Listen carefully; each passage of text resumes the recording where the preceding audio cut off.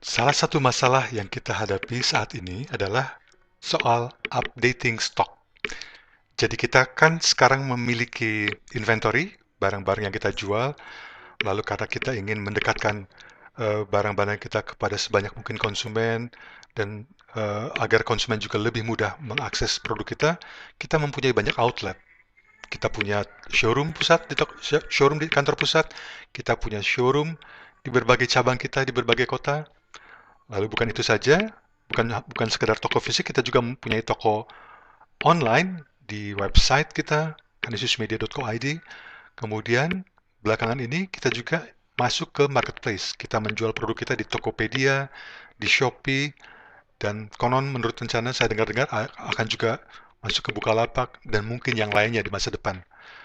Masalahnya adalah sekarang, ketika sistem ini kita buat sendiri, jadi misalnya showroom, taman komunikasi, kantor cabang, mengelola stok itu lebih mudah karena sistem teman-teman SIM membuat sistem SND dengan database terpusat. Jadi, dimanapun mereka berada, asal mereka mengakses software yang sama, sistem yang sama, maka update stok real time sama, bisa disesuaikan. Karena kita yang membuat sistemnya sendiri. Namun, bagaimana halnya dengan Tokopedia dan Shopee? Kedua hal ini dibuat oleh pihak lain, pihak ketiga. Shopee membuat sistem sendiri, Tokopedia membuat sistem sendiri yang database-nya tidak terhubung langsung dengan database kita. Itu sebabnya teman-teman yang menangani e-commerce saat ini cukup pusing, yaitu ketika mereka harus memeriksa ketersediaan barang, mana yang perlu diupdate stoknya, mana yang perlu ditanggalkan, di take down dari marketplace misalnya. Dalam rangka apa? Supaya tidak terjadi customer kecewa. Mereka sudah membeli barang dan membayarnya, dan ternyata barangnya tidak ada. Kecewa toh, mereka kecewa, dan kita pun mendapat reputasi buruk karena gagal mendeliver barang tersebut. Nah, persoalannya seperti itu. Pertanyaannya yang kita tanyakan bersama-sama adalah, apakah ada software, aplikasi, atau katakanlah solusi yang memungkinkan kita melakukan sinkronisasi data stok di berbagai outlet tersebut. Di kantor pusat, kantor cabang, di website, dan di marketplace, Tokopedia, Shopee, Bukalapak, dan seterusnya. Dan itu bisakah dilakukan dengan cara yang cukup mudah dalam arti otomatisasi? Jawabnya, ya, ada. Presentasi saya kali ini akan memperlihatkan bagaimana jawaban ya itu bisa bisa kita lihat. Oh, ternyata kita bisa melakukan sinkronisasi di antara dua sistem yang berbeda. Bisa kita lakukan, baik di website maupun di Tokopedia dan Shopee. Mengapa itu mungkin? Karena ada yang namanya API, Application Programming Interface. Seperti ini. Jadi sebelah kiri itu sistem. Sistem apa? Sistem entah itu website, atau Shopee, atau Tokopedia. Ya, mereka mempunyai aplikasi, lalu ada database. Lalu di kanan itu adalah sistem kita, program kita, yang kita buat oleh programmer kita. Yang disebut API itu adalah interface. Interface ini adalah semacam jembatan atau pintu yang menghubungkan kedua hal yang berbeda ini. Sehingga program kita, aplikasi kita, sistem kita bisa berkomunikasi dengan sistemnya orang lain, Tokopedia, Shopee, atau WordPress. Jembatan ini disediakan oleh sistem ini. Jadi tentu tidak semuanya bisa diakses. Jadi misalnya database. Pasti Tokopedia dan Shopee tidak memperkenalkan orang luar untuk melihat sistem mereka secara detail, bahkan database-nya tidak. Mereka menyediakan semacam jalur, agar kita dapat melihat data-data tertentu, dan bahkan bukan hanya melihat, tapi juga mengubah data-data tertentu saja. Kira-kira seperti itu.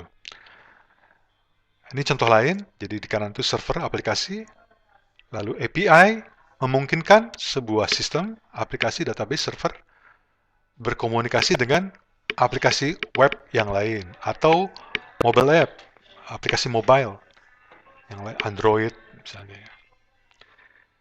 Kalau mau digambarkan mungkin seperti penerjemah mungkin ya. Jadi di sebelah kiri ini orang Arab bicara dengan bahasa Arab, di sebelah kanan ini mungkin orang yang berbicara bahasa Jerman, Norwegia, atau Afrika. Kalau mereka dua pihak ini ketemu, mereka tidak bisa berkomunikasi karena tidak saling mengerti. Tidak bisa menukar informasi karena tidak saling mengerti bahasanya. Lalu ada penerjemah, interpreter.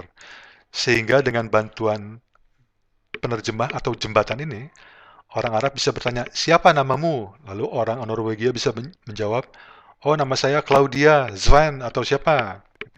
Lalu terjadilah komunikasi pertukaran informasi di antara keduanya. Kira-kira mungkin seperti itu.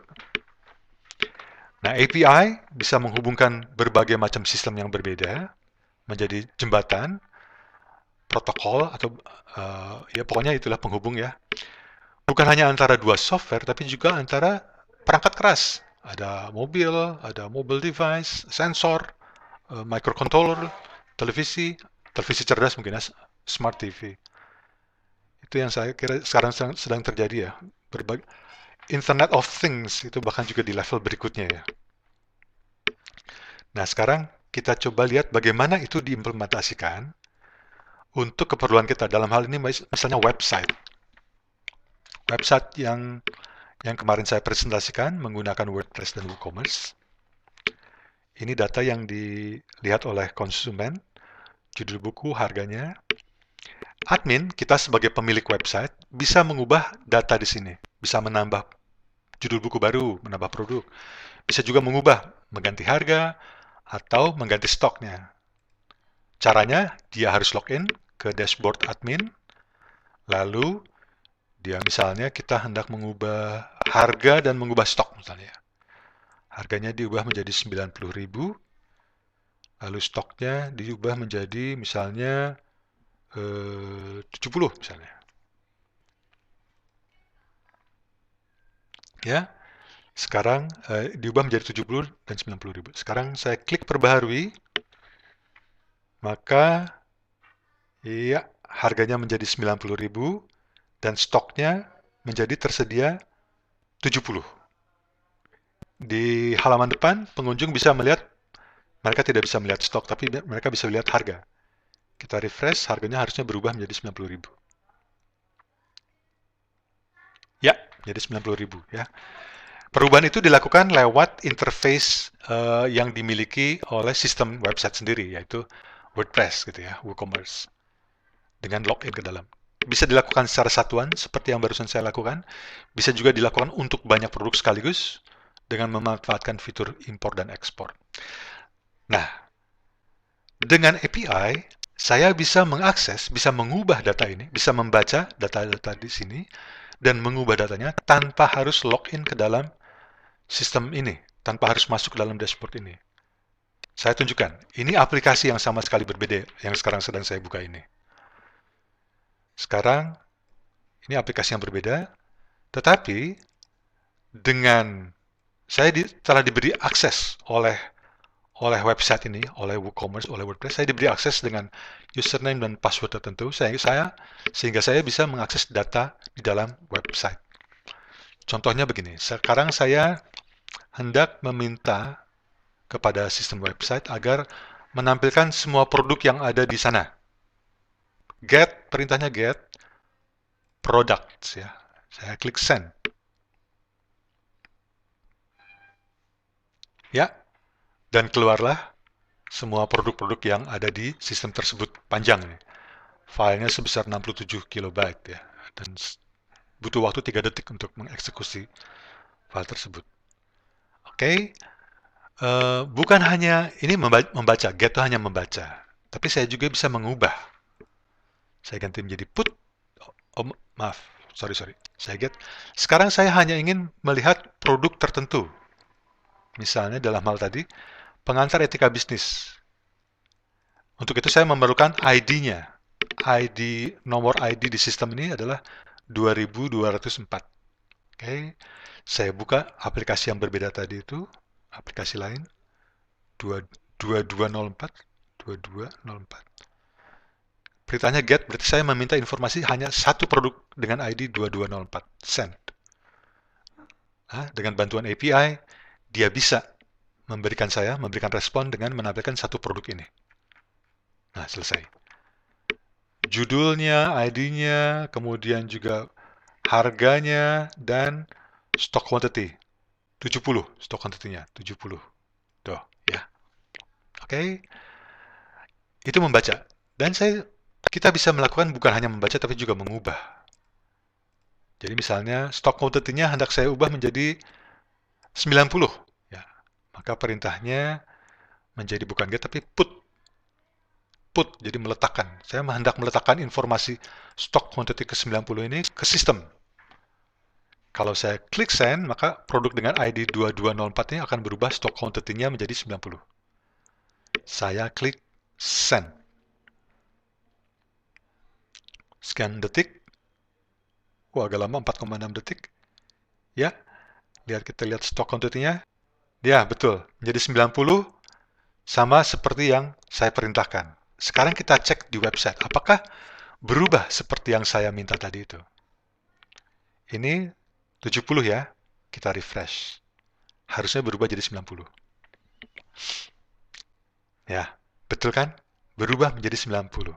So, barusan saya memperlihatkan betapa API itu bisa menjembatani dua aplikasi. Saya bisa mengakses data di website dengan menggunakan aplikasi yang lain. Dengan bantuan API tadi itu. Bisa membaca produk, bisa mengubah data produk. Oke, dengan demikian, masalah kita mengenai stok seharusnya terjawab ya, tercerahkan ya. Berarti kita bisa melakukan update stok di website. Bagaimana halnya dengan Tokopedia? Tokopedia juga bisa.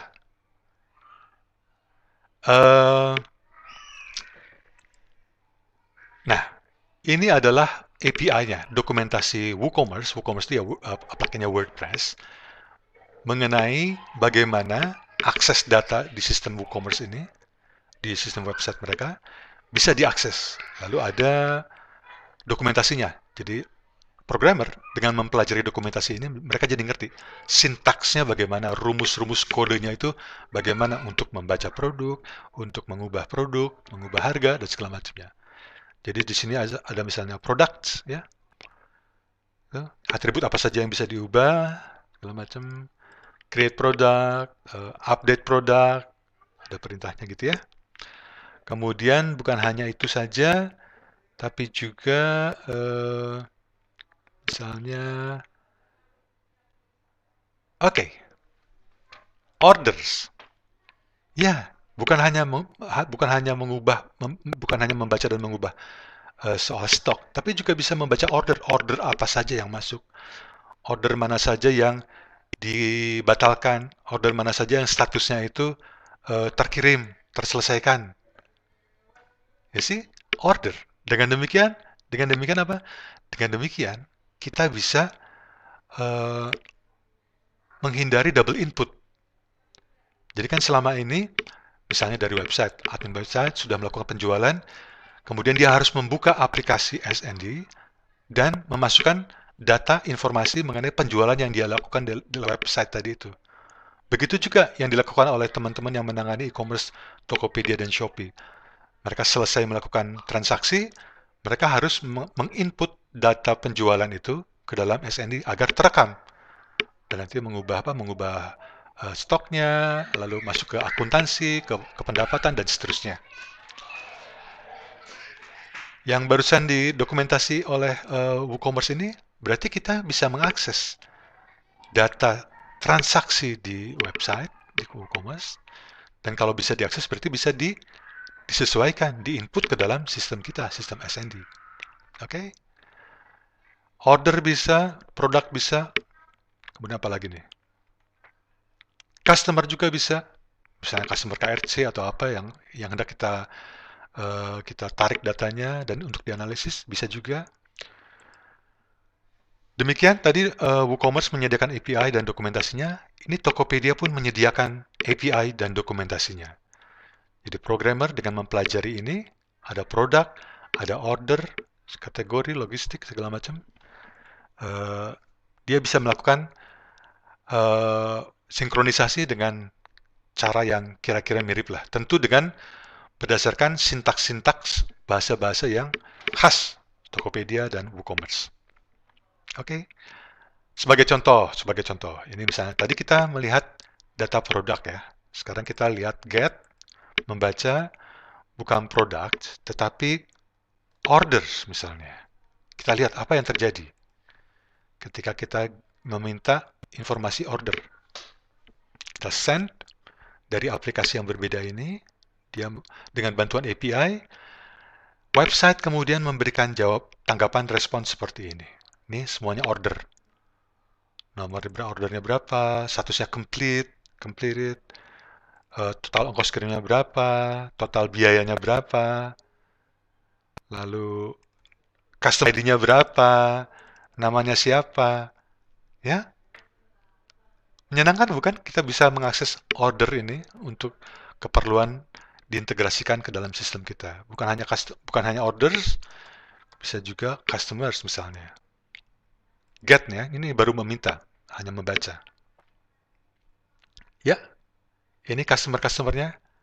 Misalnya ID-nya sekian, nomor 9, emailnya Favera, namanya Agatha Vera. Seperti itu. Maka nanti kita bisa menganalisis customer mana yang pembeliannya lebih banyak, paling banyak, dan sebagainya. Bahkan kita bukan hanya bisa get, bukan hanya membaca, kita juga bisa read, bisa write ya, dengan put tadi, dengan kode-kode yang sesuai dengan dokumentasinya. So demikian saya kira cukup jelas ya bahwa masalah kita soal updating sinkronisasi data bisa dijawab dengan API, bahkan bukan hanya produk sebetulnya, bukan hanya stok, tapi bisa juga lebih dari itu, soal order, soal customer, dan segala macamnya itu. Moga-moga dengan demikian bisa sudah memberikan gambaran yang cukup jelas mengenai API ya. Berarti tugasnya apa? Tugas berikutnya adalah teman-teman programmer mempelajari dokumentasi API masing-masing, WooCommerce, Tokopedia, dan Shopee, kemudian menguji coba dengan sistem yang ada, lalu dikaitkan dengan SND, lalu setelah uji coba kita menguji ya berbagai skenario. Seandainya ini bagaimana? Seandainya begitu bagaimana? Lalu setelah berbagai kemungkinan dicoba, berhasil, baru kemudian diimplementasikan. Sinkronisasi terjadi. Sinkronisasi yang kita idam-idamkan pasti akan terjadi. Oke. Begitu. Ini API bisa diperoleh di Wikipedia juga. Nah, ini sekarang itu jalan yang harus ditempuh, yang bisa kita tempuh. Mempelajari API, lalu mengimplementasikannya. Apakah ada cara yang lebih cepat? Dalam arti waktunya nggak usah lama-lama, kan belajar kan membutuhkan waktu ya. Belajar, uji coba itu kan butuh waktu. Apakah ada solusi yang lebih cepat, lebih singkat gitu loh? Ada. Jawabnya ada. Karena apa? Karena di luar sana sudah banyak pihak yang mengalami masalah yang kita alami ini. Dan dengan demikian juga sudah banyak pihak yang menyediakan jasa untuk menyelesaikan masalah kita itu, keprihatinan kita itu. Salah satunya ini, Circlecom. Ini anak saya dulu pernah magang di sini. Jadi mereka membranding dirinya sebagai solusi e-commerce enabler terdepan di Indonesia. Bisa buat toko online, bisa marketplace, lalu bisa juga ini mereka memakai Magento ya. Magento tuh ada kalau website ini menggunakan WordPress dan WooCommerce, maka Magento adalah software yang lainnya lagi. Omnichannel berarti berbagai channel dengan marketplace dan macam-macam, dengan toko fisik, toko virtual, atau menggunakan ini yang lebih canggih tampaknya. Misalnya aja buat toko online. Kita kan yang kami tawarkan adalah kita membuat website baru dengan sistem WordPress dan WooCommerce, lalu mempelajari API-nya dan sehingga kita bisa mensinkronkan berbagai channel kita di marketplace. Ya, jadi membuat website dan mengelola API untuk berbagai macam channel ini. Circlo ini menawarkan solusi yang semuanya. Jadi websitenya mereka bisa memakai sistem yang mereka tawarkan, dengan integrasi sinkronisasi ke berbagai channel tadi itu, marketplace tadi itu. Kita hanya perlu membayar per tahun, misalnya ada yang gratis, terbatas banget fiturnya, ada yang 2,5 juta per tahun, ada yang 15 juta per tahun. Kalau berminat, kita tinggal pelajari fitur-fiturnya seperti apa, lalu tanya kepada mereka apa saja fitur-fitur yang disediakan dan apakah itu sesuai dengan kebutuhan kita. Itu. Bahkan kita bisa googling, jadi misalnya apa, sinkronisasi marketplace di Google, nanti keluar itu berbagai solusi yang sudah dibuat oleh programmer-programmer di luar sana, yang harganya macam-macam, ada yang murah, ada yang mahal, tergantung kita, tergantung kemampuan kita juga ya, dan kebutuhan kita. Antara lain ini Genie Shop, gitu. Juga ini sama, sinkronisasi mengelola multi channel marketplace. Harganya seperti ini, murah banget ya. 300.000 per bulan berarti sekitar 3 juta, 4 juta per tahunnya.